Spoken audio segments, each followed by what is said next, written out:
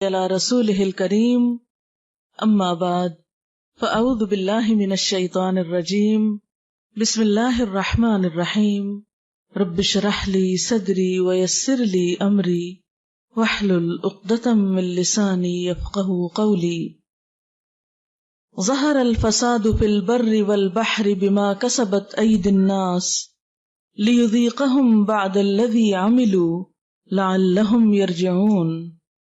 شروع کرتی ہوں اللہ کے نام سے جو بے انتہا مہربان نہایت رحم فرمانے والا ہے۔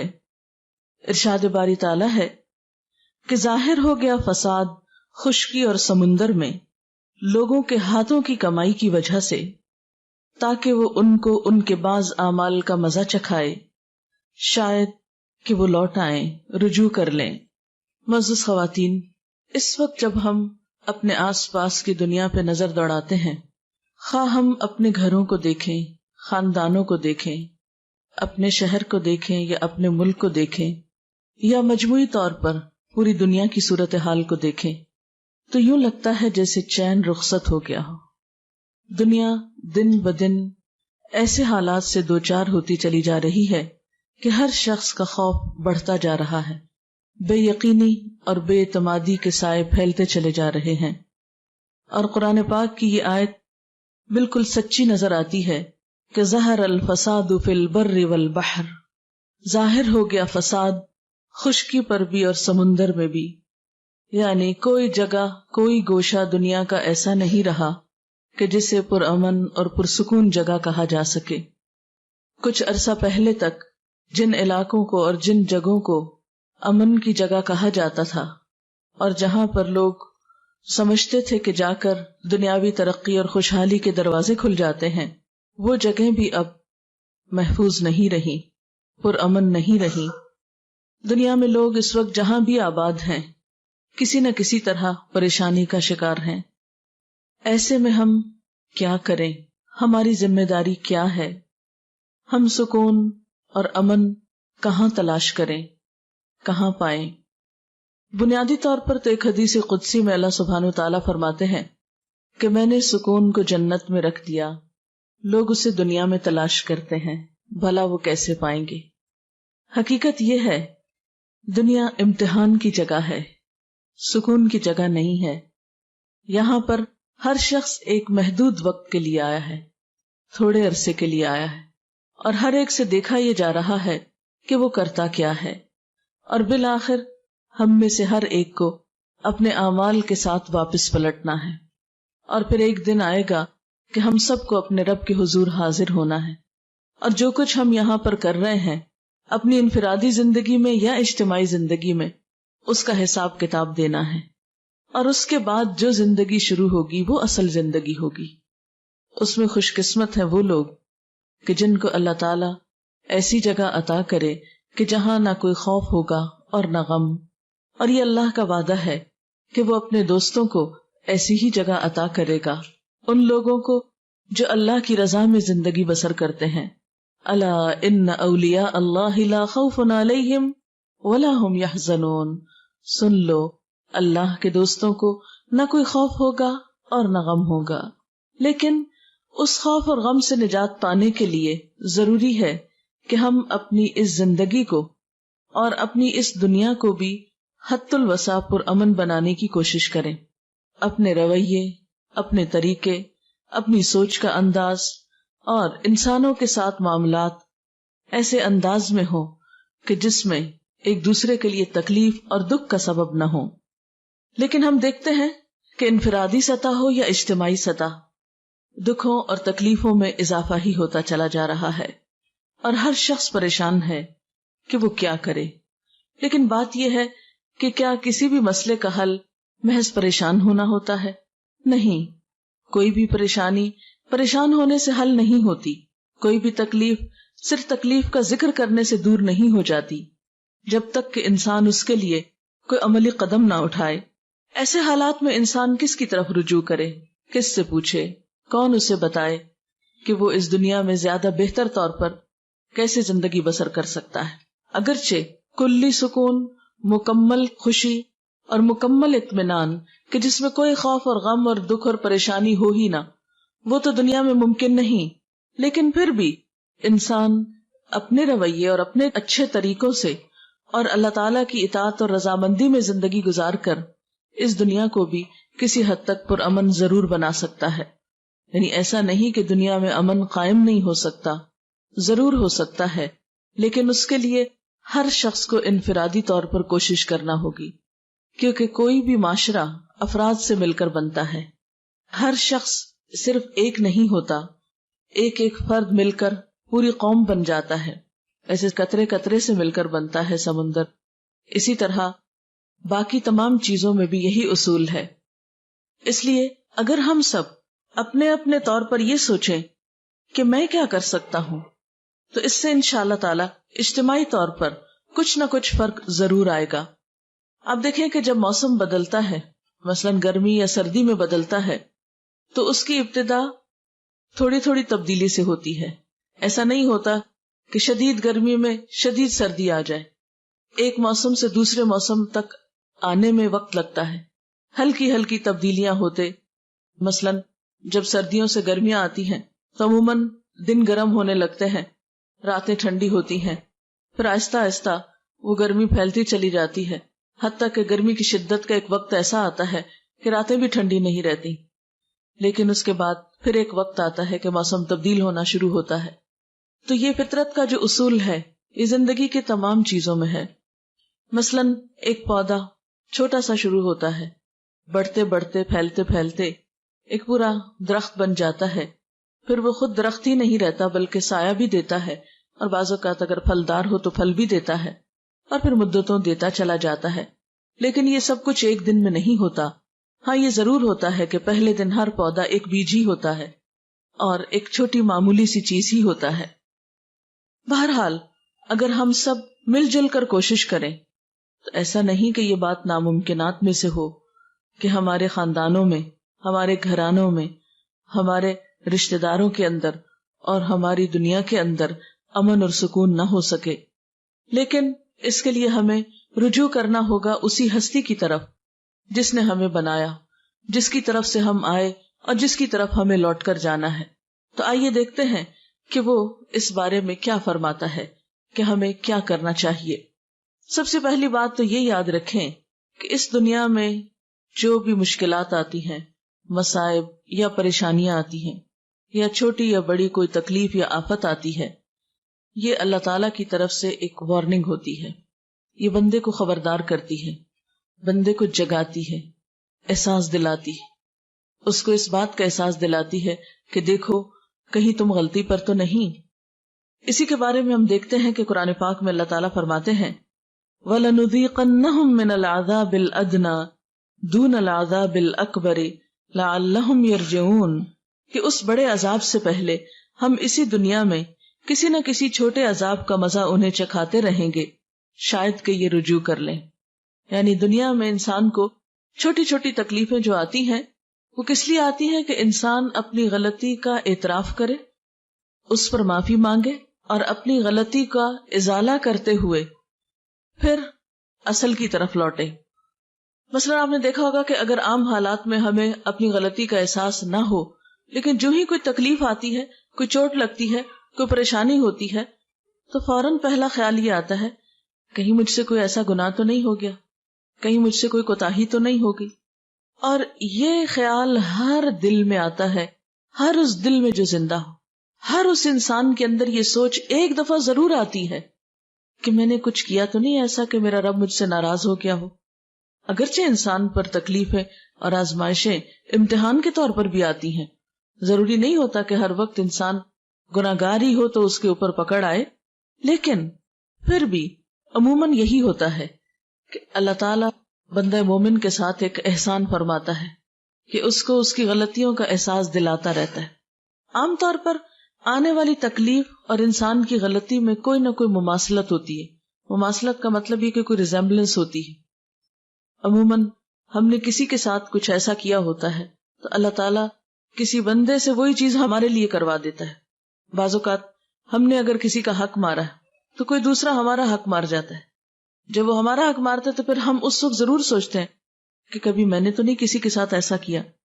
اور جس شخص کو یہ سوچ مل جائے، جس کے اندر یہ احساس پیدا ہو جائے کہ کہیں میں نے تو نہیں کسی کے ساتھ زیادتی کی، کہیں میرا تو کوئی قصور نہیں، وہی انسان دراصل اللہ تعالیٰ کی محبت کا مرکز ہوتا ہے. یہ اللہ کا خاص انعام ہوتا ہے کہ وہ بندے کو ایسی مثبت سوچ دے.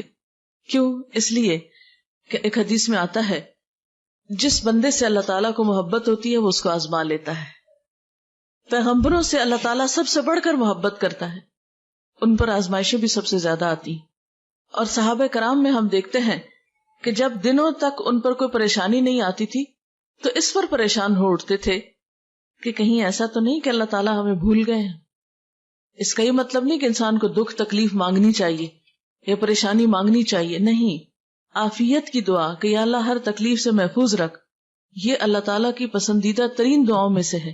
یعنی اللہ تعالیٰ سے بندہ جو دعائیں مانگتا ہے اس میں اللہ تعالیٰ کو جو دعا بہت پسند آتی ہے وہ یہ دعا ہوتی ہے کہ یا اللہ تو مجھے خیر و عافیت سے رکھ.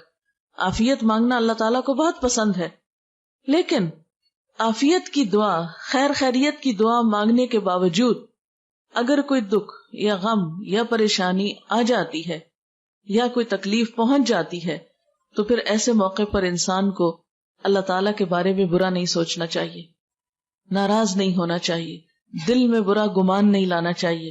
ضرور سوچنا چاہیے کہ اللہ تعالیٰ ضرور مجھے کوئی سبق دینا چاہتا ہے، میری کوئی اصلاح چاہتا ہے، مجھ سے کوئی توبہ استغفار چاہتا ہے، رجوع چاہتا ہے، اپنے قریب کرنا چاہتا ہے. جس بندے کو یہ سوچ نصیب ہو جائے تو وہ آزمائش اس کے درجوں میں بلندی اور اضافے کا سبب بنتی ہے. ایک حدیث میں آتا ہے کہ سب سے زیادہ تکلیف انبیاء کو آتی ہے جو اللہ کے بہت پیارے ہوتے ہیں، پھر جو اس سے قریب ہوتے ہیں، جو اس سے قریب ہوتے ہیں، جو اس سے قریب ہوتے ہیں. عام طور پر تو ہم یہ دیکھتے ہیں کہ جب کسی انسان پہ کوئی تکلیف آتی ہے تو لوگ عموماً اس کے بارے میں برا خیال کرنے لگتے کہ اس نے ضرور کوئی خرابی کی ہوگی، اس کے نعوذ باللہ گناہوں کی شامت ہوگی، یا کوئی نہ کوئی بات بنا لیتے ہیں اور اس کو اس شخص کے حق میں برا سمجھتے ہیں. نہیں، جب کسی پر کوئی تکلیف آئے، کسی پر کوئی آزمائش آئے تو ہمیشہ یہ سوچنا چاہیے کہ اس پر اللہ کا ایک امتحان آ گیا ہے.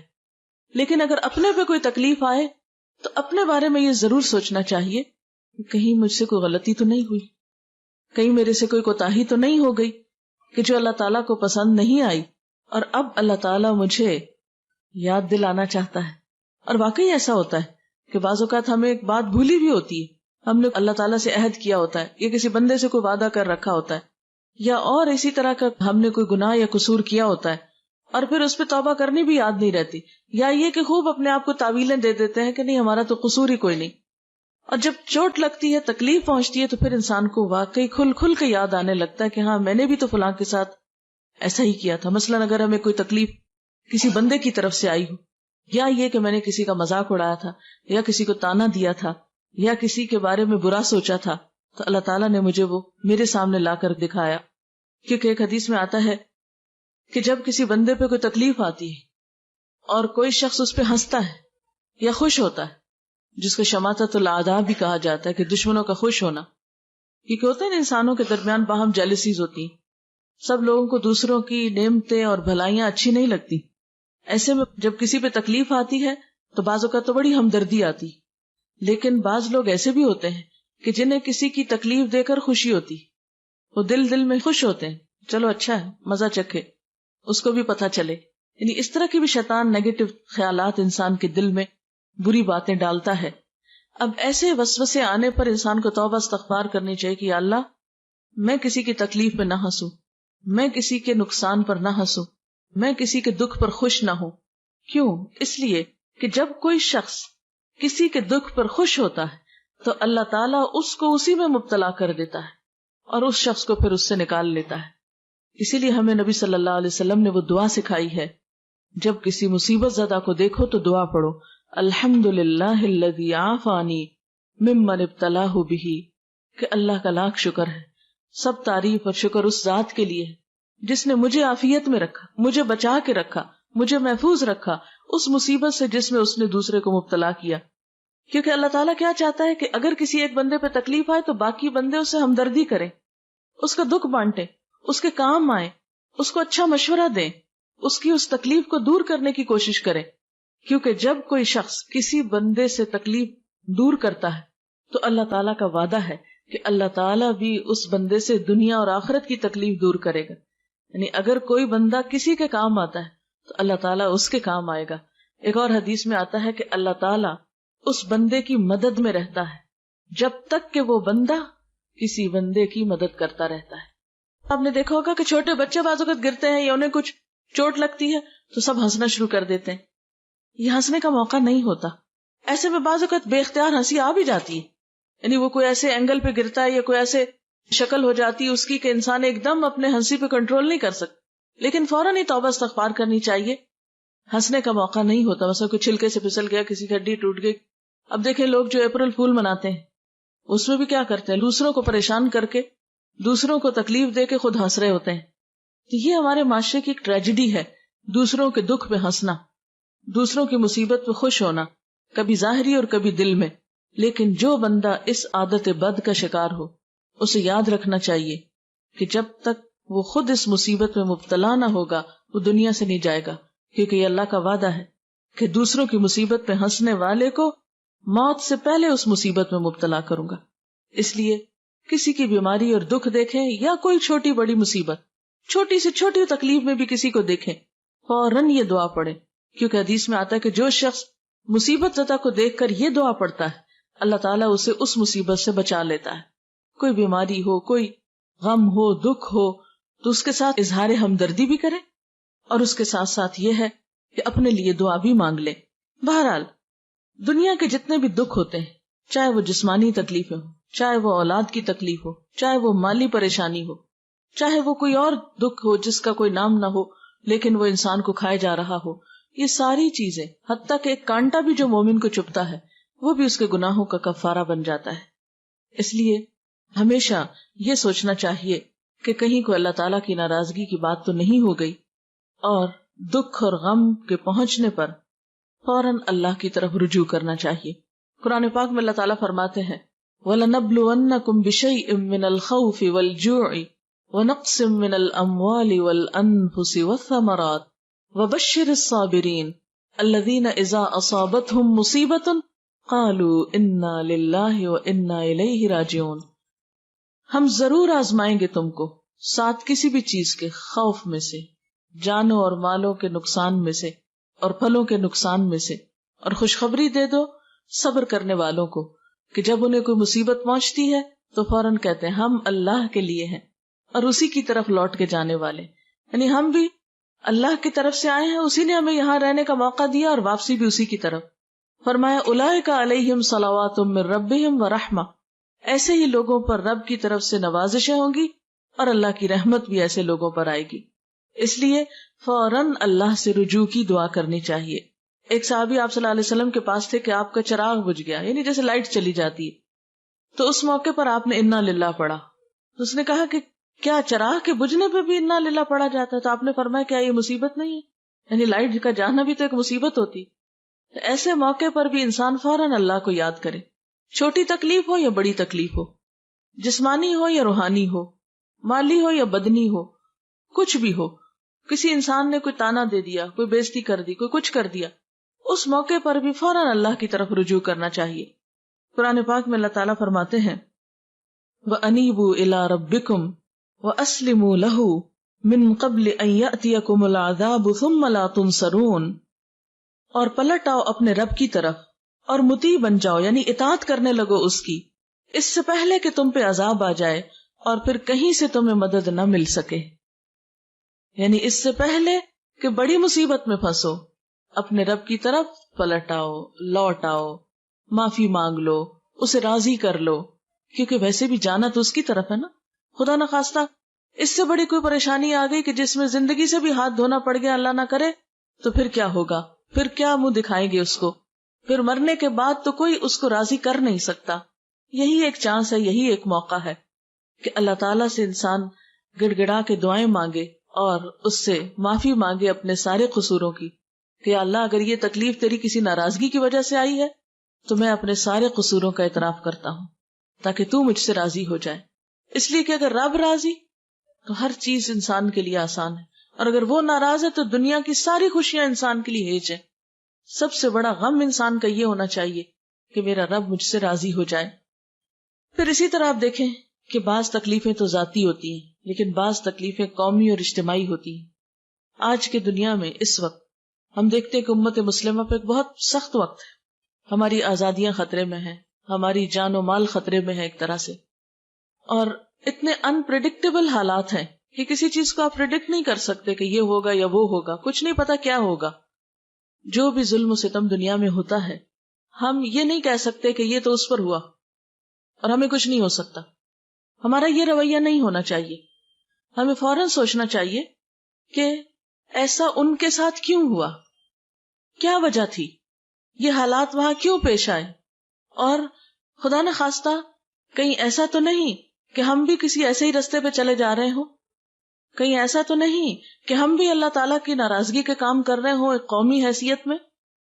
اسی لیے اللہ سبحانہ وتعالیٰ قرآن پاک میں فرماتے ہیں وَاتَّقُوا فِتْنَةً لَا تُصِيبَنَّ الَّذِينَ ظَلَمُوا مِنْكُمْ خَاصَّةً, بچو اس فتنے سے کہ جو تم میں سے صرف ان لوگوں کو خاص طور پہ نہیں پہنچے گی, یعنی جس کی شامت جنہوں نے تم میں سے ظلم کیا. وَاعْلَمُوا أَنَّ اللَّهَ شَدِيدُ الْعِقَابِ, اور جان لو بے شک اللہ سخت سزا دینے والا ہے. یعنی کسی قوم پر خدا نہ خواستہ جب کوئی عذاب یا مصیبت آتی ہے تو یہ نہیں ہوتا کہ اس میں سے یہ کہا جائے کہ ہاں فلاں فلاں تو بڑا نیک تھا اس کو باہر نکال لیا جائے. نہیں, پھر جب ایسی آزمائشیں اور آفات اور مصیبتیں آتی, خدا نہ خواستہ کہیں زلزلہ ہو, کہیں اور ایسی تکلیف ہو, تو پھر یہ نہیں ہوتا کہ چند لوگوں کو وہاں سے نکال لیا جائے یا بچا لیا جائے. وہ تو پھر آٹے کے ساتھ گن بھی پس جاتا ہے. اور ہم دیکھتے ہیں کہ ایک حدیث میں بھی اس طرح کا مفہوم آتا ہے کہ جب کسی قوم پر اجتماعی عذاب آتا ہے تو اس میں نیک و بد سب مارے جاتے ہیں. پھر قیامت کے دن ہر شخص اپنی نیت کے ساتھ اٹھے گا. یعنی دنیا میں تو جب تکلیف آتی ہے تو سب پر پھر یکساں آتی ہے, پھر اس وقت فرق نہیں ہوتا الا یہ کہ اس کے لیے انسان پہلے سے اللہ سے توبہ کرے, رجوع کرے اور اپنی حالت بہتر بنانے کی کوشش کرے. لیکن ایک دفعہ اگر کوئی ایسی چیز آ جائے تو پھر اس میں فرق نہیں رہتا. اس کے لیے انسان کو کیا کرنا چاہیے؟ انڈیویجولی اور اجتماعی سطح پر استغفار کرنا چاہیے, اللہ سے توبہ کرنی چاہیے کہ یا اللہ ہم اپنے سارے قصوروں کا اعتراف کرتے ہیں, اپنے سارے گناہ مانتے ہیں, تو ہمیں معاف کر دے, دنیا میں بھی عزت کی زندگی عطا کر اور آخرت میں بھی ذلت سے محفوظ رکھ. قرآن پاک میں اللہ سبحانہ وتعالیٰ فرماتے ہیں وَأَنِ اسْتَغْفِرُوا رَبَّكُمْ ثُمَّ تُوبُوا إِلَيْهِ يُمَتِّعْكُمْ مَتَاعًا حَسَنًا إِلَىٰ أَجَلٍ مُّسَمًّى وَيُؤْتِ كُلَّ ذِي فَضْلٍ فَضْلَهُ وَإِن تَوَلَّوْا فَإِنِّي أَخَافُ عَلَيْكُمْ عَذَابَ يَوْمٍ كَبِيرٍ. اور یہ کہ تم اپنے رب سے معافی چاہو اور اس کی طرف پلٹ آؤ تو وہ ایک مدت خاص تک تم کو اچھا سامان زندگی دے گا اور ہر صاحب فضل کو اس کا فضل عطا کرے گا. لیکن اگر تم منہ پھیرتے ہو تو میں تمہارے حق میں ایک بڑے ہولناک دن کے عذاب سے ڈرتا ہوں. اسی طرح حضرت ہود علیہ السلام نے اپنی قوم سے یہی کہا وَيَا قَوْمِ اسْتَغْفِرُوا رَبَّكُمْ ثُمَّ تُوبُوا إِلَيْهِ يُرْسِلِ السَّمَاءَ عَلَيْكُمْ مِدْرَارًا وَيَزِدْكُمْ قُوَّةً إِلَىٰ قُوَّتِكُمْ وَلَا تَتَوَلَّوْا مُجْرِمِينَ. اور اے میری قوم کے لوگو, اپنے رب سے معافی چاہو پھر اس کی طرف پلٹ آؤ, وہ تم پر آسمان کے دہانے کھول دے گا, یعنی خوب بارشیں برسیں گی, اور تمہاری موجودہ قوت پر مزید قوت کا اضافہ کرے گا. مجرم بن کر منہ نہ پھیرو. یعنی انسان کو دنیا میں قوت حاصل کرنے کا طریقہ کیا بتایا گیا کہ تم اپنے رب کو راضی کرو, کیونکہ حقیقت یہ ہے کہ جس کے ساتھ اللہ کی مدد ہو, جس کے ساتھ اللہ تعالی کی رحمت ہو, پھر وہ شخص کہیں بھی نقصان نہیں اٹھاتا, کیونکہ اس کائنات کی سب سے بڑی قوت اللہ کی قوت ہے.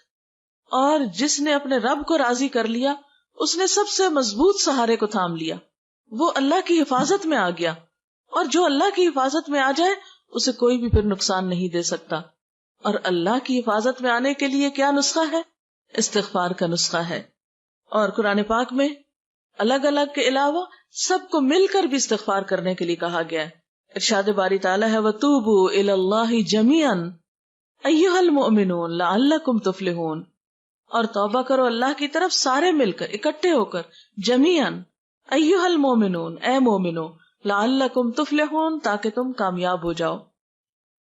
اب اللہ تعالیٰ سے استغفار کا طریقہ کیا ہے؟ ایک تو یہ کہ انسان اپنی زبان میں استغفار کرے, اکیلے کرے یا ایسے جیسے کٹھے کہیں بھی کسی مجلس میں ہے. مرد حضرات تو روز نمازوں میں جمع ہوتے ہیں, جمعے میں ہوتے ہیں, اور بڑے بڑے اجتماعات میں ہوتے ہیں. اب ہم دیکھتے ہیں کہ مثلاً ملک میں جیسے ملین مارچ تو بہت ہو رہے ہیں، لیکن میں نے ابھی تک تو نہیں پڑھا، شاید میرا علم اتنا نہ ہو، کسی ملین مارچ میں سب نے مل کر کو استغفار کی ہو. ٹھیک ہے، دوسروں کو ان کی غلطیوں پہ بلیم کرتے ہیں، لیکن اس کے ساتھ ساتھ ہمیں اپنی غلطیوں کو دیکھنا چاہیے. ہم مسلمانوں کو اپنے قصوروں کو بھی دیکھنا چاہیے کہ ہم میں کہاں ہے اتحاد، کہاں ہے ایک دوسرے کا دکھ درد، کہاں ہے ایک دوسرے کو کلمہ حق کہنے کی عادت، کہ کوئی خرابی کر رہا ہو تو ہم اس کو اچھی طرح بلائیں، یا کوئی اگر غلط کام کر رہا ہے تو عموماً ہم کہتے ہیں ٹھیک ہے اس کی مرضی، کرتا ہے تو کرتا رہے. ہم دیکھتے بھی ہیں تو سمجھاتے نہیں. مثلا آپ کسی خاندان میں ہی دیکھ لیں، پہلے کیا ہوتا تھا کہ گھر کے بڑے بزرگوں کا ایک مقام ہوتا تھا کہ کہیں پر بھی خاندان میں کوئی خرابی، کہیں کوئی زیادتی دیکھتے تھے تو مل ملا کر اس کو ٹھیک کرنے کی کوشش کرتے تھے. کہیں کسی کے اوپر کوئی آفت مصیبت ہوتی تھی تو سب پہنچ کر اس کی مصیبت میں اس کا ہاتھ بٹاتے تھے. لیکن اب آپ دیکھیں کہ زندگیاں کیا ہیں، ہر کوئی اپنی دنیا میں مصروف ہے. کسی پہ اچھا وقت ہے تو ہمیں کیا، اور کسی پہ اگر تکلیف ہے تو ہمیں کیا. کوئی آگے بڑھ کر کسی کی مدد کرنے کو تیار نہیں ہوتا. یہ رویہ جو ہے یہ سب کے لیے پھر نقصان دہ ہوتا ہے. آج اگر کوئی تکلیف ہے تو کل ہم خدا نخواستہ ہو سکتے ہیں. اگر آج ہم کسی کے کام نہیں آتے تو کل کوئی ہمیں کیوں پوچھے گا. انسان تنہا زندگی نہیں بسر کر سکتا، انسان کو انسان کی ضرورت ہے. اس لیے زندگی گزارنے کا یہ رویہ اور یہ نسخہ کہ انسان صرف اپنی ذات کی فکر کرے، صرف اپنے آپ میں رہے، انتہائی نقصان دہ رویہ ہے، انتہائی نقصان دہ طریقہ ہے. کیونکہ کوئی بھی انسان اکیلا سب کچھ نہیں کر سکتا. ہم یہ نہیں کر سکتے کہ اس سے تکلیف پہنچی تو اس سے کاٹ کے بیٹھ گئے، اس نے تھوڑا بہت کچھ کہہ دیا تو اس سے ناراض ہو گئے، کسی تیسرے نے کچھ کہہ دیا تو اس سے بول چال بند کر لی. بھلا ہم آئسولیٹ ہو کر سب سے کٹ کے کہاں رہ سکتے ہیں. اس لیے ہمیں ایک دوسرے کو تھامنا بھی ہے، ایک دوسرے کو اچھائی کی طرف بلانا بھی ہے، برائی سے روکنا بھی ہے، اور استغفار بھی کرنا ہے. پھر اس کے ساتھ ساتھ یہ کہ کثرت سے اللہ تعالیٰ کا ذکر کرنا چاہیے. ٹھیک ہے، اگر دنیا کے حالات ہم نہیں بدل سکتے، اپنے آپ کو تو بدل سکتے ہیں نا. اگر دنیا میں اس وقت تباہی اور بربادی ہے، یا اس کے سامان نظر آتے ہیں، یا حشر سامانیاں نظر آتی ہیں، تو ایسے موقع پر کم از کم ہم اپنے آپ کو تو سنبھالیں، ہم اپنے اندر تو سکون پیدا کریں. تو اس کے لیے کیا ہے، یا ایھا الذین آمنوا اذکروا اللہ ذکرا کثیرا وسبحوہ بکرۃ واصیلا. اے لوگو جو ایمان لائے ہو، اللہ کو یاد کرو کثرت کے ساتھ، بہت زیادہ اس کا ذکر کرو، اور صبح و شام اس کی تسبیح بیان کرو. اس لیے اٹھتے بیٹھتے چلتے پھرتے کثرت سے اللہ کا ذکر کرنا چاہیے. اس لیے کہ الا بذکر اللہ تطمئن القلوب، سنو اللہ کے ذکر سے دل اطمینان پاتے ہیں، دلوں کا سکون اللہ کے ذکر میں ہے. اگر انسان باہر کے حالات نہیں بدل سکتا اور اپنا اندر مطمئن ہے تو بہت سے فیصلے بھی بہت آسانی سے کر سکتا ہے. اس کے لیے صبر لازم ہے. اس لیے قرآن پاک میں اللہ تعالیٰ فرماتے ہیں یا ایھا الذین آمنوا استعینوا بالصبر والصلاۃ. اے لوگو جو ایمان لائے ہو، صبر اور نماز سے مدد مانگو. یعنی مشکلات میں کیا کرو، صبر کے ساتھ اور اللہ سے مدد مانگتے ہوئے آگے بڑھنا چاہیے. کیونکہ ہر چیز اللہ کے ہاتھ میں ہے، اور جب اس سے مانگیں گے، اسے پکاریں گے اور وہ دعا سنے گا، تو اس سے بڑھ کر کسی کے پاس کوئی نسخہ نہیں ہے کسی بھی مسئلے کو حل کرنے کا. ٹھیک ہے، ہم دل کا بوجھ ہلکا کرنے کے لیے بہن بھائیوں سے شیئر کرتے ہیں، دوستوں سے شیئر کرتے ہیں، لیکن یاد رکھیے کہ ان کے پاس کوئی جادو کی چھڑی نہیں ہے. جادو کے اندر کیا طاقت ہے کہ جادو کی چھڑی کو ہم علاج سمجھے؟ وہ بھی کوئی چیز نہیں ہے.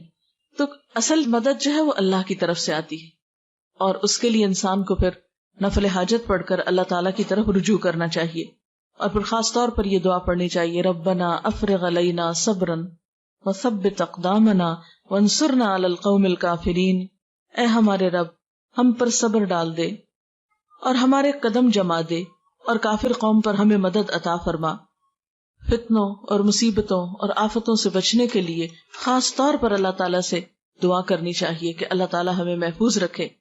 رسول اللہ صلی اللہ علیہ وسلم نے فرمایا، دعا نازل شدہ آفات اور جو بھی نازل نہیں ہوئی سب کے لیے فائدہ مند ہے.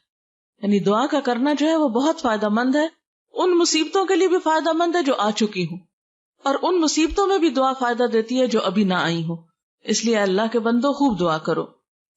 اس کے بعد یہ ہے کہ قرآن پاک سے مضبوط تعلق قائم کرنا چاہیے، کیونکہ قرآن پاک نجات کا ذریعہ ہے. رسول اللہ صلی اللہ علیہ وسلم نے فرمایا، ان قریب ایک بڑا فتنہ سر اٹھائے گا.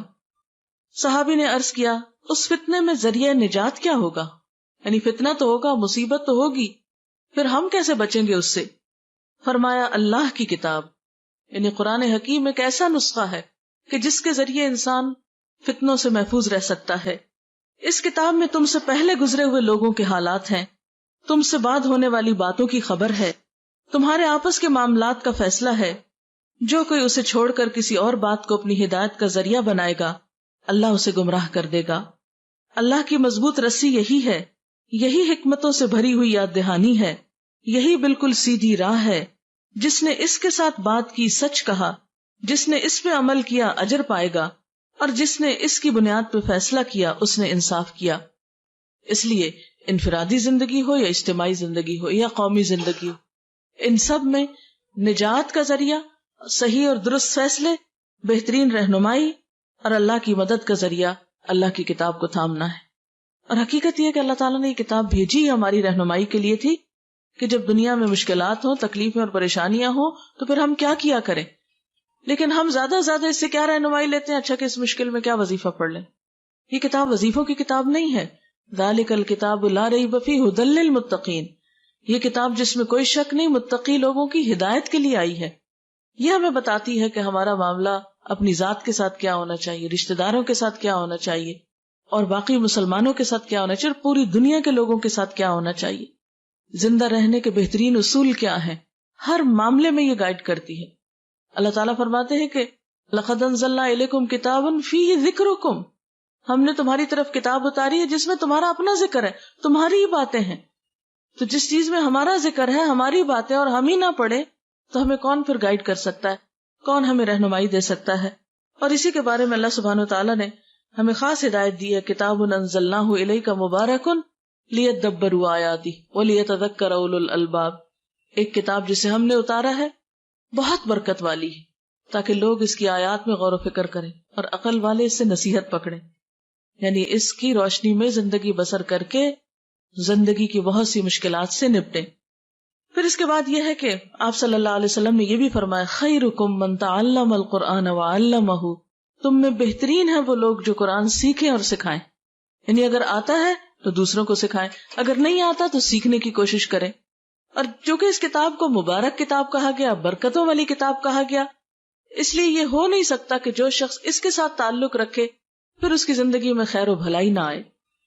پھر اس کے بعد یہ ہے کہ جو یہ کتاب پڑھتے جائیں اور اچھے کاموں کے کرنے کا موقع ملے، سمجھ آئے، تو پھر ان کاموں میں دیر بھی نہ کی جائے. نبی صلی اللہ علیہ وسلم نے فرمایا، بادروا بالاعمال فتنا کقطع اللیل المظلم، لوگو نیک کام کرنے میں جلدی کرو ان فتنوں سے پہلے جو ایک تاریک رات کے ٹکڑوں کی طرح ہر طرف چھائے ہوئے ہوں گے.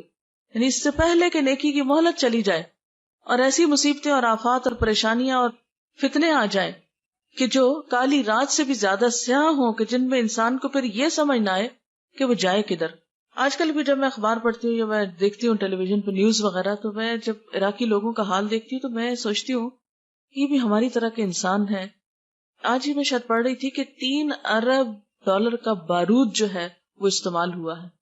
آپ خود سوچے کہ کبھی ایسا ہوتا ہے نا 14 اگست پہ جب کبھی فائر ورکس ہوتا ہے تو جس رات کو ہوتا ہے، آپ یقین کریں کہ ساری رات ایسا لگتا ہے کہ جیسے ہر طرف سے بارود کی اور مسالے کی بو آ رہی ہو اور دھواں دھواں دھواں، ایک بے چینی سی ہوتی. تو میں سوچ رہی تھی کہ جس ملک کے اندر اتنا بارود پھٹا ہو، جس ملک کے اندر کئی فٹ اور کئی میٹر کی گہرائی تک جا کے بم پھٹے ہوں، وہاں کے لوگوں کی نیندیں اور آرام اور ان کا سانس لینا، اور جہاں پانی نہ ملتا ہو، جہاں بجلی نہ ہو، آپ دیکھیں چند گھنٹوں کے لیے بجلی جاتی ہے تو کیا برا حال ہو جاتا ہے. جہاں دنوں بجلی نہ ہو، جہاں اسپتالوں میں بجلی نہ ہو، جہاں ہر طرف ایک افراتفری اور لوٹ مار ہو، جہاں بچے جو ہیں وہ اپنی زندگی سے ہاتھ دھو رہے ہوں، جہاں زخمیوں کی مرہم پٹی کرنے والا کوئی نہ ہو، جہاں اسپتالوں میں مورچریز میں پڑے ہوئے مردے تعفن چھوڑ رہے ہوں، ان کو دفنانے والا نہ ہو کوئی، تو آپ خود سوچ سکتے ہیں کہ وہاں لوگوں کی زندگی کتنی اجیرن ہوگی، کیسی کیسی آزمائش ہوگی. بچوں کو چھوٹی سی کوئی تکلیف ہوتی ہے تو ہم بے چین ہو اٹھتے ہیں. آج ہی صبح میں ایک تصویر دیکھ رہی تھی اور بچہ بہت ہو چکا تھا تو اس کی ماں اس کا ہاتھ پکڑ کے اسے چوم رہی تھی، اور بچے کا منہ ایسے کھلا تھا جیسے نیند میں عام طور پہ بچوں کا منہ کھل جاتا ہے. ایسے ماں کا حال دیکھ کے بالکل صبر نہیں مجھے آ رہا تھا کہ یا اللہ ہم بھی مائیں ہیں اور ہم اپنے بچوں کو ذرا سی دیر نہ دیکھے تو ہمیں چین نہیں آتا. یہ بھی انسان ہیں، یہ بھی مائیں ہیں، اور ان کو اپنے کوئی مستقبل کا نہیں پتا کہ امن ہوگا کہ نہیں، زندگی ہوگی کہ نہیں، کھانے کو ملے گا کہ نہیں، کاروبار بنے گے کہ نہیں، جابز ملیں گے کہ نہیں، ہر چیز کی بے یقینی. یہ ساری آفت جو ہے یہ اگر انسانوں کے ایک گروہ پہ آ گئی ہے تو آپ دیکھ ہی رہے ہیں کہ دنیا میں باتیں کیا ہو رہی ہیں کہ اب کس کی باری ہے. حیرت ہوتی ہے مجھے ایسی باتیں سن کر اور کر کے کہ ہم کس بات کے انتظار میں بیٹھے ہیں، اب کس کی باری ہے. یعنی یوں لگتا ہے جیسے میچ کھیلا جا رہا ہو اور ایک دوسرے سے پوچھ رہے ہو کہ اب کس کی باری ہے. یعنی کس قدر افسوسناک حال ہے اور کتنی بے حسی ہے کہ بجائے اس کے کہ ہم اللہ سے توبہ کریں اور استغفار کریں، ہم اس انتظار میں بیٹھے ہیں کہ اب کس کی باری ہے. کوئی کھیل ہے، کوئی میچ ہے کہ جس کو ہم دیکھ دیکھ کے لطف اندوز ہو رہے ہیں. تو ایسے موقعوں پر جو نیکی اپنی ذاتی حد تک خود کسی کو احساس دلا کے یہ کوئی نیکی کا اچھا کام ہم کر سکتے ہیں تو وہ تو کم از کم کریں. آپ نے فرمایا کہ نیک اعمال کرنے میں دیر نہ کرو. کوئی پتہ نہیں کل کا دن کیسا ہو، کوئی پتہ نہیں کہ اگلا سال کیسا ہو، کل کا وقت کیسا آئے. اس لیے جو خیر بھلائی آج کر سکتے ہو اسے نہ ٹالو. اور اس میں آپ دیکھیں کہ سب سے پہلے ہمیں اپنے فرائض پورے کرنے چاہیے. ہم نماز میں سستی کر دیتے ہیں، اچھا ابھی پڑھی ہے چلو پھر پڑھ لیں گے، ابھی نیند آ رہی ہے، ابھی ذرا ہم بازار میں ہیں، ابھی ہم وہاں جا رہے ہیں، ابھی جلدی ہے، کوئی نہ کوئی بہانہ کر کے ہم نمازیں چھوڑے رکھتے ہیں. آپ دیکھیں نماز وہ چیز ہے کہ جس کا قیامت کے دن سب سے پہلا سوال ہوگا. اگر یہی پوری نہیں تو آگے وہ کیا دکھائیں گے؟ یا تو ہم یہ کہیں کہ ہم نے مرنا نہیں، یا یہ کہیں کہ مرنے کے بعد جی نہیں اٹھنا، یا یہ کہیں کہ کوئی حساب کتاب ہے ہی نہیں. اگر ہم یہ کہتے ہیں تو پھر ٹھیک ہے، جیسے چاہیں زندگی بسر کریں. جب ہم مانتے ہیں کہ قیامت آنی، جب ہم مانتے ہیں کہ ہم سے سوال ہوگا، تو پھر ہم اپنے فرائض کیوں نہیں پورے کرتے؟ فرض ہوتا ہے، وہ لازمی چیز ہے، اس کا حساب ہونا ہے، اس کی پوچھ ہونی ہے. اس لیے اس کو کیے بغیر چارہ ہی نہیں، اس کو کیے بغیر گزارا ہی نہیں. وہ اسی وقت ہوگا جب ہم کریں گے. تو اس لیے سب سے پہلی چیز تو ہمیں اپنے فرائض کے کرنے میں اپنی نمازوں کی پابندی اور اپنے باقی فرائض جو ہمارے حقوق العباد کی طرف مثلاً جو ہے ان کی طرف ہمیں توجہ دینی چاہیے. نبی صلی اللہ علیہ وسلم نے خاص طور پر دوسروں کا حق مارنے سے منع کیا ہے. اور دوسروں کا حق کیا ہے؟ مثلا بہن بھائیوں کا حق مار جانا، یا دوسروں کا حق مار کے ایک بچے کو دے دینا، یا اسی طرح کے اور بہت سے ظلم و ستم کے معاملات ہمارے معاشرے میں ہوتے رہتے ہیں.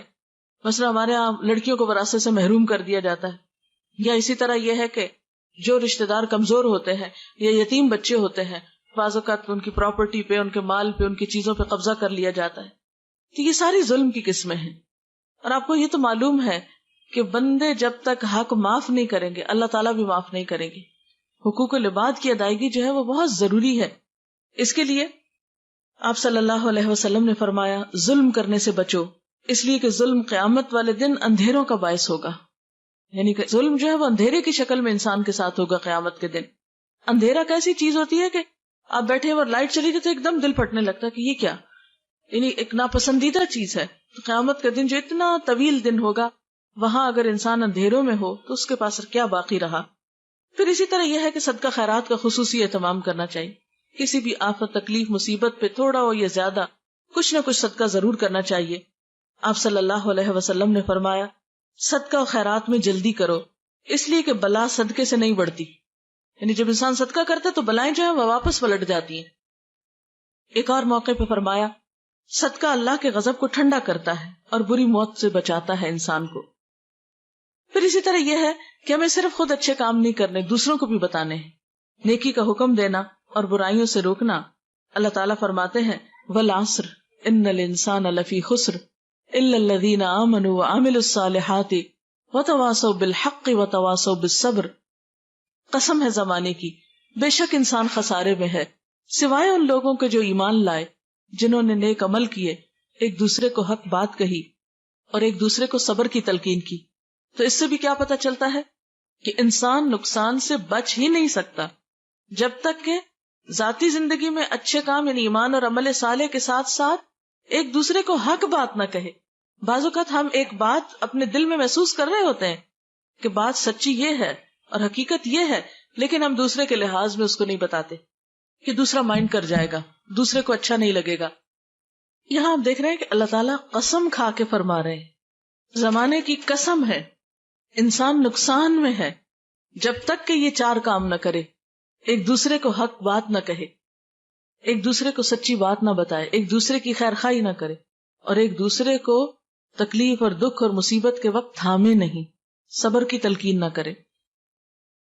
پھر اسی طرح آپ صلی اللہ علیہ وسلم نے فرمایا، قسم ہے اس ذات کی جس کے ہاتھ میں میری جان ہے، تم ضرور نیکی کا حکم دو گے، ضرور برائی سے روکو گے، ورنہ قریب ہے کہ اللہ تعالیٰ تم پر اپنی طرف سے کوئی عذاب بھیج دے، پھر تم اس سے دعائیں کرو گے لیکن وہ قبول نہیں کی جائیں گی۔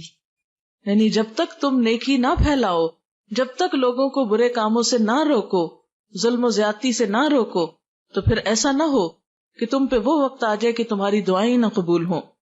پھر اس کے ساتھ ساتھ یہ کہ لوگوں کو آپس میں جوڑنے کی کوشش کرنی چاہیے۔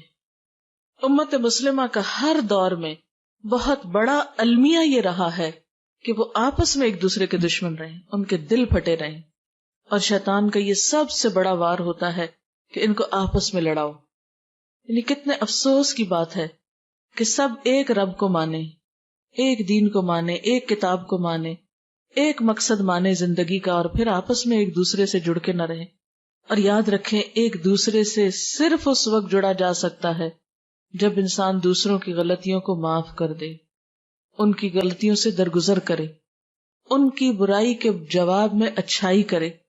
ادفع باللتی ہی احسن فاذا الذی بینک وبینہ عداوۃ کأنہ ولی حمیم۔ کوئی برا کر بھی جائے تو تم برائی کا جواب کس سے دو؟ اچھے طریقے سے دو، تو پھر وہ شخص جس کے اور تمہارے درمیان عداوت ہے وہ ایسے ہو جائے گا جیسے دلی دوست ہو، ولی حمیم، گہرے دوست کی طرح ہو جائے گا دشمن بھی۔ لیکن آج افسوس یہ کہ دشمنوں کو تو دور کی بات کہ ہم دوست بنائیں، ہم نے تو دوستوں کو دشمن بنا لیا ہے، اپنے بھی دشمن بنتے جا رہے ہیں، اپنے بھی ایک دوسرے سے دور ہوتے چلے جا رہے ہیں۔ یہ انسان کے لیے کوئی اچھی علامت تو نہیں، یہ اللہ کی رحمت کی علامت تو نہیں۔ اللہ کی رحمت، اللہ کا احسان، اور انسان اس دنیا میں اس وقت نعمتوں سے متمتع ہوتا ہے جب انسان خوش ہوتا ہے، انسانوں کے بیچ میں ہوتا۔ آپ اکیلے خوش نہیں ہو سکتے، اکیلے کتنا ہنسیں گے؟ اگر آپ سب سے کٹ کے اپنی ذات میں رہنا شروع کر دیں، کتنا ہنسیں گے آپ ہنس بھی نہیں سکتے۔ آپ روتے ہو، کوئی آپ کا آنسو پوچھنے والا نہیں ہوگا۔ اصل میں آپ صلی اللہ علیہ وسلم نے فرمایا، کیا میں تم کو بتاؤں کہ قیامت کے دن مجھ سے سب سے زیادہ قریب کون لوگ ہوں گے؟ مجلس کے اعتبار سے یعنی سب سے قریب میرے کون بیٹھے ہوں گے؟ وہ لوگ جو منکسر المزاج ہوں گے، المعطئون اکنافا، کندھے جھکا کے رکھنے والے، یعنی عاجزی برتنے والے، الذین یألفون ویؤلفون، وہ لوگ جو محبت کرتے ہیں اور کیے جاتے ہیں، وہ دوسروں سے محبت کرتے ہیں اور دوسرے ان سے محبت کرتے ہیں۔ یعنی قیامت کے دن اللہ کے رسول صلی اللہ علیہ وسلم انہی لوگوں کو اپنے قریب کریں گے کہ جو محبت دینا اور لینا جانتے ہیں۔ ان بندوں میں کوئی خیر نہیں کہ جو کسی کو محبت دے نہ سکے اور محبت کروا نہ سکے۔ نفرتیں خریدنا بڑا آسان ہے، آپ ایک دو سنا دیں کسی کو، وہ آپ کی جان کا دشمن ہو جائے گا، کیا مشکل ہے۔ لیکن کسی انسان کو، اور وہ بھی اس کو کہ جو آپ سے دور بھاگتا ہو، آپ سے برا کرتا ہو، اس کو اپنا بنانا، یہی تو امتحان ہے، یہی تو ایک آزمائش ہے۔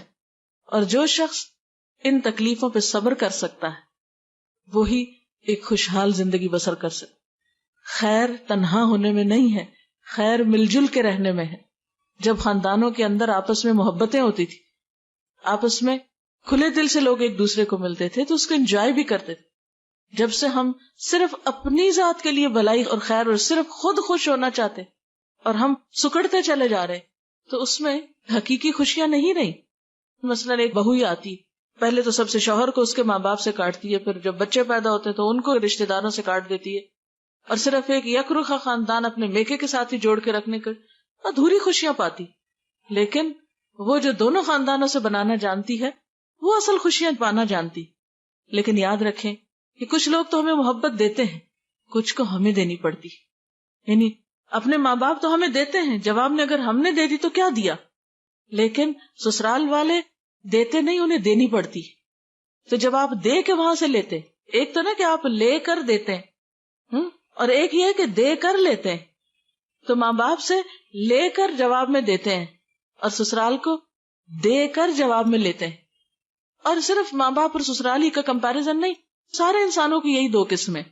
کچھ لوگ یک طرفہ طور پہ آپ سے محبت کرتے، آپ کچھ بھی کریں وہ آپ سے محبت کرتے ہیں، لیکن کچھ لوگوں کو آپ کو محبت دینی ہے تب وہ آپ سے محبت کریں گے۔ اس میں آپ کا کیا کمال ہے کہ کوئی خود سے ہی آپ سے محبت کر رہا ہے، اس میں آپ کا تو کمال نہیں۔ آپ کا کمال اس میں ہے کہ جو آپ سے کٹے، جیسے وہ حدیث قدسی میں آتا ہے، جو مجھ سے کٹے میں اس سے جڑوں. لیکن ہم اکثر یہ بھی معلوم کرنے کی کوشش نہیں کرتے کہ کوئی مجھ سے کٹ رہا ہے تو کیوں کٹ رہا ہے. ہم کہتے ہیں ٹھیک ہے تم روٹھے ہم چھوٹے، نہیں بولتے تو نہ بولو جاؤ. ہاں، یہ تو تکبر کی علامت ہے، یہ تو انا پرستی. اس انا پرستی کا نتیجہ کیا ہوگا؟ یہ ہمیں کہاں پہنچائے گی؟ کتنی خوشیاں دے گی؟ کتنا دین کا فائدہ ہوگا؟ اس لیے اگر ہم چاہتے ہیں کہ دنیا میں امن اور بھلائی ہو تو اس کے لیے ضروری ہے کہ ہم مسلمانوں کی صفوں میں اتحاد پیدا کرنے کی کوشش کریں، لوگوں کو آپس میں جوڑنے کی کوشش کریں، نہ کہ توڑنے کی کوشش. وَاعْتَصِمُوا بِحَبْلِ اللَّهِ جَمِيعًا وَلَا تَفَرَّقُوا، خصوصاً دین کے نام پر کہ اللہ کی رسی کو سب مل کے مضبوطی سے تھام، اور اللہ کی رسی اللہ کی کتاب ہے قرآن. تو یہ اکیلے اکیلے نہیں تھاما جا سکتا اور نہ تھام کے رہ سکتے ہیں جب تک کہ آپ مل جل کر نہ اسے تھامیں. اور اس کے لیے تعصب، جلد بازی، بد اخلاقی، زبان درازی اور غیبت سے بچنا ہوگا. اس کے بغیر اتحاد نہیں پیدا ہوتا. اختلاف کے باوجود خیر خواہی، وسعت قلب، یعنی دل بڑا کر لیں. کیا ہوا؟ احترام انسانیت کو ملحوظ خاطر رکھیں. بے بنیاد باتوں، توہمات، بے فائدہ تبصروں اور بحث مباحثے سے پرہیز کریں. بعضوں کا جرا شروع کر دیتے ہیں ہم چھوٹی چھوٹی باتوں پر اپنی رائے ٹھونسنے کی یا مسلط کرنے کی کوشش کرتے ہیں. اس سے بھی پھر خرابی پھیلتی. ہر قسم کے حالات، غم ہو یا خوشی، امن ہو یا جنگ، تعمیری کاموں کی رفتار میں کمی نہ آنے دیں. اور پھر اللہ پہ بھروسہ رکھیں، کیونکہ اگر اللہ کی مدد انسان کے ساتھ ہو تو کوئی نقصان نہیں دے سکتا. ان ینصرکم اللہ فلا غالب لکم، اگر اللہ تمہاری مدد کرے گا تو تم پہ کوئی غالب نہیں آ سکتا. وَإِن يَخْذُلْكُمْ، اگر وہ تم کو چھوڑ دے گا، فَمَنْ ذَا الَّذِي يَنصُرُكُمْ مِنْ بَعْدِهِ، تو کون ہے جو اس کے بعد تمہاری مدد کرے. وَعَلَى اللَّهِ فَلْيَتَوَكَّلِ الْمُؤْمِنُونَ، اور اللہ پر ہی بھروسہ رکھنا چاہیے مومنوں کو. ہر معاملے میں اللہ کی طرف رجوع ضروری ہے. اور پھر اللہ تعالیٰ کا وعدہ سچا ہے کہ مدد ضرور آئے گی، لیکن اس کے لیے تمہیں آگے بڑھنا ہوگا. اور وہ کیا ہے؟ یا ایھا الذین آمنوا، اے لوگو جو ایمان لائے، ان تنصروا اللہ ینصرکم وَيُثَبِّتْ أَقْدَامَكُمْ، اگر تم اللہ کی مدد کرو گے تو اللہ تمہاری مدد کرے گا اور تمہارے قدم جما دے گا. یعنی تم اللہ کے دین کی خدمت کرو گے، اللہ کی طرف رجوع کرو گے تو اس کی مدد بھی تمہاری طرف آئے. اگر تم اسے یاد نہیں کرو گے تو وہ تمہیں نہیں یاد کرے گا. اللہ کا وعدہ ہے فَاذْكُرُونِي أَذْكُرْكُمْ، تم مجھے یاد کرو میں تمہیں یاد رکھوں گا. پھر اسی طرح وَلَيَنْصُرَنَّ اللَّهَ مَن يَنْصُرُهُ، اللہ ضرور مدد کرے گا اس کی جو اس کی مدد کرے گا. اور اللہ کی مدد، اللہ کو ویسے تو مدد نہیں چاہیے، اللہ کی مدد سے مراد اللہ کے دین کی مدد ہے، اللہ کے دین کی خدمت ہے. لیکن اگر ہم اس کے دین کی مدد نہیں کریں گے، ہم آگے نہیں بڑھیں گے تو وہ کیوں آگے بڑھے؟ اگر ہم اس کے دین کی خدمت نہیں کریں گے تو وہ پھر ہمارے لیے دنیا کے امن اور خوشحالی کو کیوں لائے؟ اور پھر آخری بات یہ کہ صرف باتیں ہی کرنے سے کام نہیں چلے گا جب تک کہ ہمارا عمل نہ بدلے. ہم ٹھوس کام نہ کریں، واقعی پروڈکٹیو کام نہ کریں. صرف نعرے بازی کرنا یا لفاظی کرنا یا جذباتی باتیں کرنا، اس سے کام نہیں چلے گا. اس کی بجائے ٹھوس بنیادوں پہ کام کرنے کی ضرورت ہے.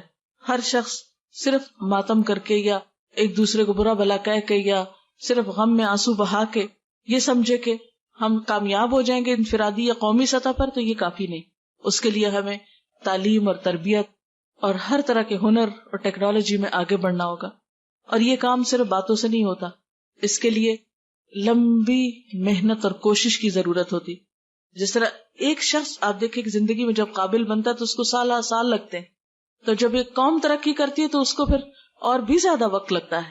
لیکن اگر سارے قدم اٹھانا شروع کر دیں، ہر شخص اپنی ذاتی حیثیت پہ دیکھے کہ میں کیا کر رہا ہوں، کیا دنیا میں جب مصیبت آتی ہے تو میرے عمل میں کچھ فرق پڑتا ہے، یا کسی کی تکلیف دیکھ کر مجھے کچھ نصیحت ہوتی ہے، میں اپنے طرز عمل کو بدلتی ہوں.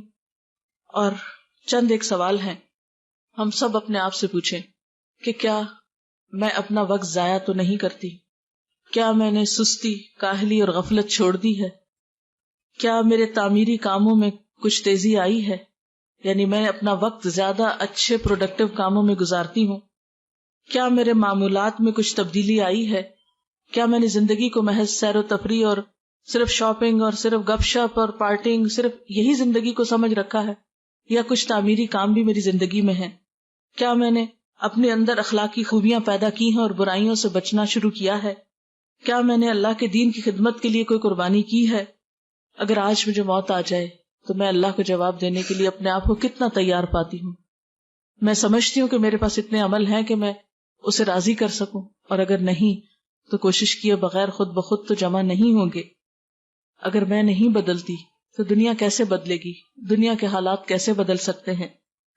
اور اگر دنیا کے حالات نہ بھی بدل سکے تو کم از کم ہم اپنے آپ کو تو بدل لیں. افراد کے ہاتھوں میں ہے اقوام کی تقدیر، ہر فرد ہے ملت کے مقدر کا ستارہ. اللہ تعالیٰ سے دعا ہے کہ اللہ تعالیٰ ہمیں صحیح سوچ اور سمجھ دے اور بہترین عمل کی توفیق عطا فرمائے. وآخر دعوانا ان الحمد للہ رب العالمین. دعا کر لیتے. سبحان اللہ والحمد للہ ولا الہ الا اللہ واللہ اکبر ولا حول ولا قوة الا باللہ العلی العظیم. اللہم صل علی محمد وعلی آل محمد کما صلیت علی ابراہیم وعلی آل ابراہیم انک حمید مجید.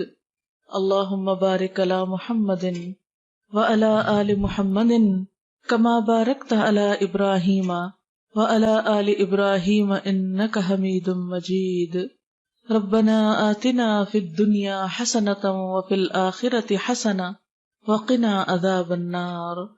ربنا لا تزغ قلوبنا بعد اذ ہدیتنا وہب لنا من لدنک رحمہ انک انت الوہاب. ربنا ہب لنا من ازواجنا وذریاتنا قرۃ اعین واجعلنا للمتقین اماما. یا حی یا قیوم برحمتک نستغیث. لا الہ الا اللہ انت الحلیم الکریم. سبحان اللہ رب العرش العظیم والحمد للہ رب العالمین. رب نسألک موجبات رحمتک وعزائم مغفرتک والغنیمۃ من کل بر والسلامۃ من کل اسم. لا تدع لنا ذنبا الا غفرتہ ولا ہما الا فرجتہ ولا حاجۃ ہی لک رضا الا قضیتہا یا ارحم الراحمین. یا اللہ پاک، جو کچھ ہم نے پڑھا ہے اپنی رحمت سے اسے قبول فرما. یا اللہ تو ہم سب کو معاف فرما دے. یا اللہ ہمارے گناہوں سے درگزر فرما.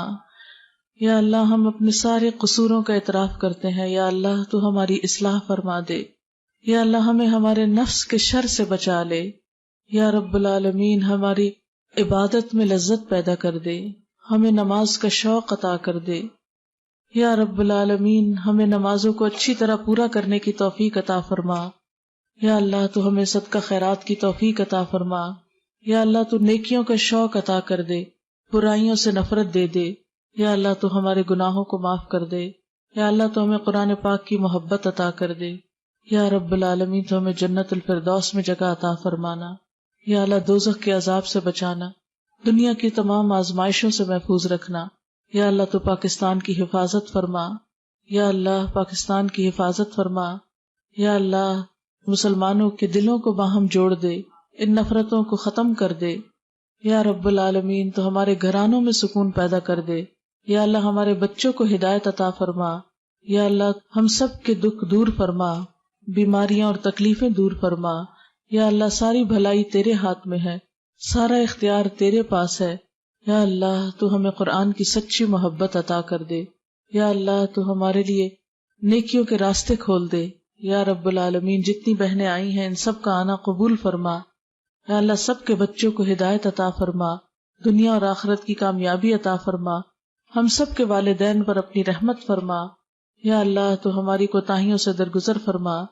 ربنا ہب لنا من ازواجنا وذریاتنا قرۃ اعین وجعلنا للمتقین اماما. لا حول ولا قوة الا باللہ العلی العظیم. ربنا لا تزغ قلوبنا بعد اذ ہدیتنا وہب لنا من لدنک رحمہ انک انت الوہاب. ربنا لا تؤاخذنا ان نسینا او اخطأنا. ربنا ولا تحمل علینا اصرا کما حملته علی الذین من قبلنا. ربنا ولا تحملنا ما لا طاقة لنا به واعف عنا واغفر لنا وارحمنا انت مولانا فانصرنا علی القوم الکافرین. یا اللہ پاک تو ہم سب پر اپنی رحمتیں نازل فرما، جنہوں نے اس مجلس کا اہتمام کیا ہے انہیں دنیا اور آخرت کی بھلائی عطا فرما، ان کے سارے دکھوں تکلیفوں اور پریشانیوں کو دور فرما، جتنی بہنیں یہاں آئی ہیں ان سب کے دکھ تکلیفیں پریشانیاں دور فرما، سب کو اپنی رحمتوں سے ڈھانپ لے۔ یا اللہ تو ہمیں قرآن پڑھنے کی توفیق دے، سمجھنے اور عمل کرنے کی توفیق دے، اور ہمارا انجام بہترین فرما۔ ربنا تقبل منا انک انت السمیع العلیم وتب علینا انک انت التواب الرحیم، وصلی اللہ تعالی علی خیر خلقہ محمد وعلی آلہ واصحابہ واہل بیتہ اجمعین برحمتک یا ارحم الراحمین۔ الہی آمین۔ سبحانک اللہم وبحمدک نشہد ان لا الہ الا انت نستغفرک ونتوب الیک۔ والسلام علیکم ورحمۃ اللہ وبرکاتہ۔